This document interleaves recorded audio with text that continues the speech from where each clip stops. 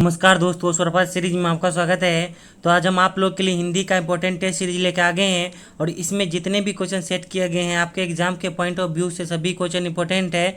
तो चलिए इस क्लास की शुरुआत करने से पहले बता दिए, जो लोग अभी हमारे चैनल पर नए हैं आप हमारे चैनल को सब्सक्राइब कर लीजिए और घंटे के बटन को दबा दीजिए। तो चलिए इस क्लास की शुरुआत करते हैं। तो पहला क्वेश्चन है कि निम्न में कौन एक संक्षेपण की प्रक्रिया है। तो ऑप्शन में समास, विशेषण, उपसर्ग, सर्वनाम।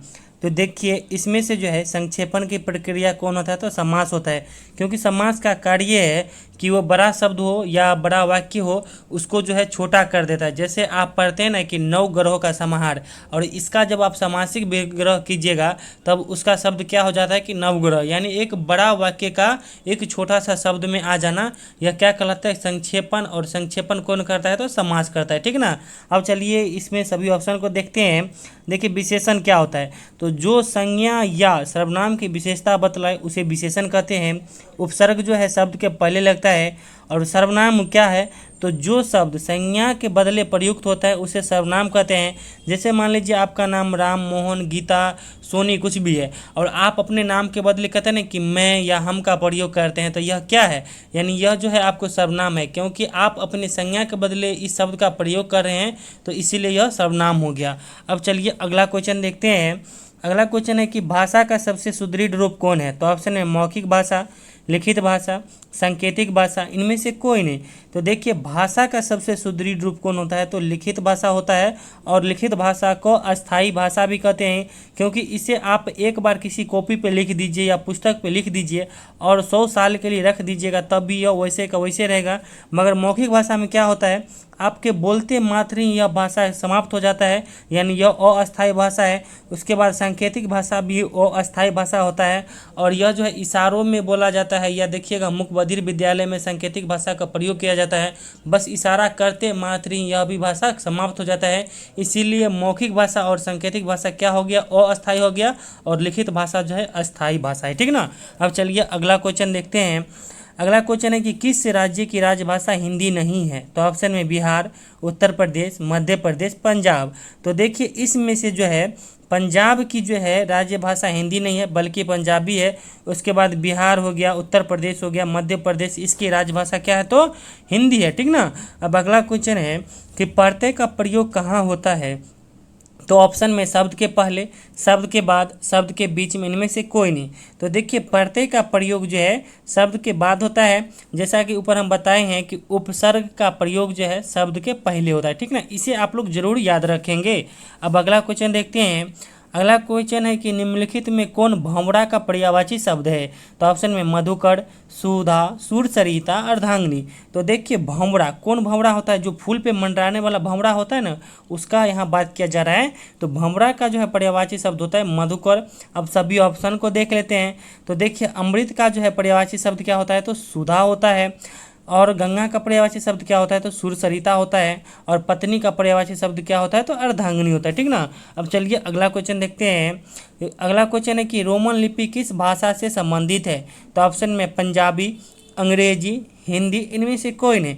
तो देखिए रोमन लिपि जो है अंग्रेजी भाषा से संबंधित है, क्योंकि अंग्रेजी जो है रोमन लिपि में ही लिखा जाता है।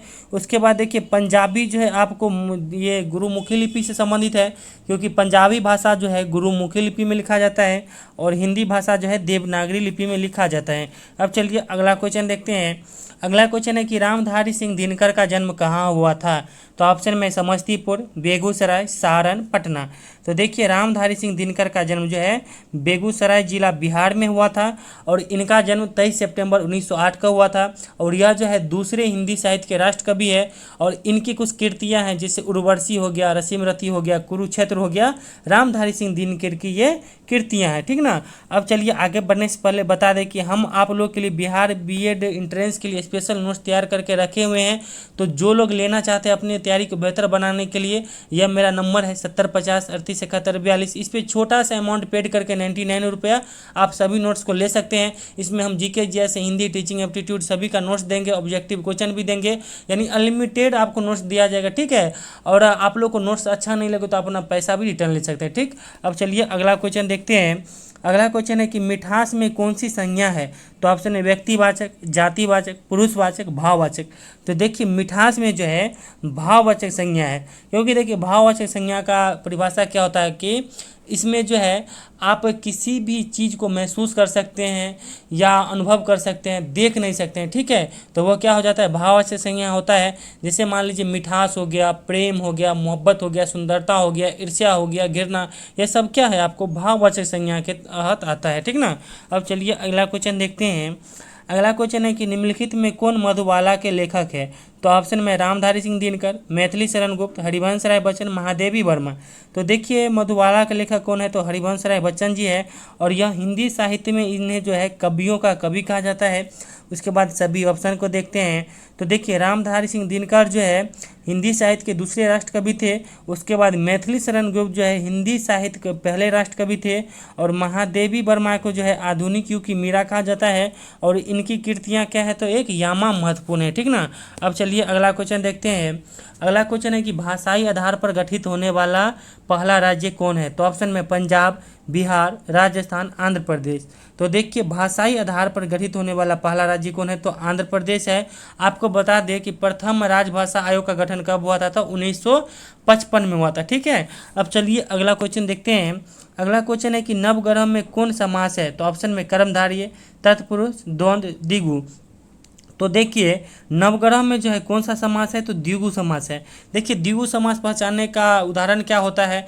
आप देखिए जिस भी समास में, ठीक है, संख्यावाचक का बोध होता है, यानी देखिए जिसमें लगेगा कि ये संख्या का बोध हो रहा है, जैसे नवग्रह हो गया, ठीक है। तो नवग्रह में क्या हो गया कि नौ का प्रयोग हो रहा है, यानी नौ ग्रहों का समाहार, ठीक है। तो इसमें संख्यावाचक का बोध हो रहा है, इसलिए यह द्विगु समास हो गया।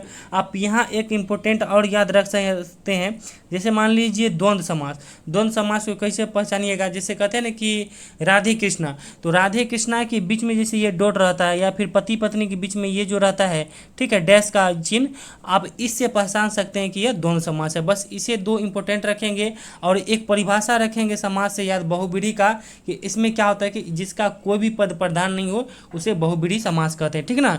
अब अगला क्वेश्चन है कि रामचरितमानस के लेखक कौन है? तो ऑप्शन में तुलसीदास, कालिदास, सूरदास, इनमें से कोई नहीं।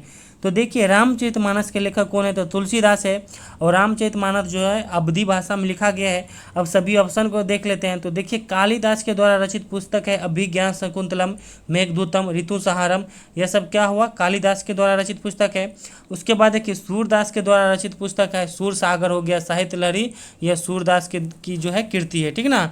और आप लोगों को क्लास अच्छा लगता है तो प्लीज़ वीडियो को लाइक कीजिए, हमें सपोर्ट कीजिए, अपने दोस्तों में भी इस क्लास को शेयर कीजिए। अब चलिए अगला क्वेश्चन देखते हैं कि लगता है वहाँ कोई होगा, इसमें कौन सा वाक्य है? तो ऑप्शन में संदेहवाचक वाक्य, प्रश्नवाचक वाक्य, आज्ञावाचक वाक्य, इनमें से कोई नहीं। तो इसमें कह रहा है कि लगता है वहाँ कोई होगा, यानी अनिश्चित है, आपको संदेह है, अभी आप पूरा कन्फर्म नहीं है। तो इसमें कौन सा वाक्य हो जाएगा? संदेहवाचक वाक्य हो जाएगा, ठीक है। अब देखिए प्रश्नवाचक वाक्य में कहते हैं ना कि यह क्या है, वह क्या है, जब भी आप क्या, कहाँ, कौन लगाते हैं तो वह प्रश्नवाचक वाक्य बन जाता है। या किसी को आप आज्ञा देते हैं कि तुम यहाँ से जाओ, ठीक है, जब आप आज्ञा देते हैं कि तुम वह काम जरूर करना है तुमको, या कोई भी आज्ञा संबंधी मान लीजिए शब्द का प्रयोग करते हैं, वह क्या हो जाता है? आज्ञावाचक वाक्य हो जाता है, ठीक ना। अब अगला क्वेश्चन है कि भारत में कितने राज्य की राजभाषा हिंदी है? तो ऑप्शन में 7, 8, 9, 10। तो देखिए भारत में जो है कुल 10 राज्यों की राजभाषा हिंदी है, और इसमें कौन कौन है? तो अपना पहला जो है मान लीजिए बिहार के सहित देख लेते हैं आसपास। पहले देखिए बिहार हो गया, उत्तर प्रदेश हो गया, झारखंड, ये तो हमारे पड़ोसी सब राज्य हो गया। उसके बाद देखिए मध्य प्रदेश, छत्तीसगढ़, राजस्थान, हरियाणा, दिल्ली, हिमाचल प्रदेश, उत्तराखंड, ये 10 राज्य है जिसमें जो है इसकी राज्यभाषा हिंदी भी है। अब अगला क्वेश्चन है कि क वर्ग का उच्चारण स्थान कौन है? तो इस क्वेश्चन का आंसर आप लोग कमेंट बॉक्स में दीजिएगा, और आप लोग को जो है हम दे देते हैं कवर का उच्चारण स्थान ऑप्शन देते हैं कंठ और दूसरा देते हैं तालु। ठीक है, तो कंठ या तालु ही होगा। तो आप लोग इसमें से कमेंट करके सही आंसर दीजिएगा और हम आपके उत्तर का इंतजार करेंगे, क्योंकि देखिए बहुत ही आसान क्वेश्चन है। और देखिए आप लोग को हिंदी में जो है 15 में 15 स्कोर करना है बिहार बीड एंट्रेंस में। तो चलिए, तो यदि आप लोग को क्लास अच्छा लगा हो तो वीडियो को लाइक कीजिए, अपने दोस्तों में शेयर कीजिए। तो चलिए, thank you all the best, हमारे साथ बने रहिए। Thank you.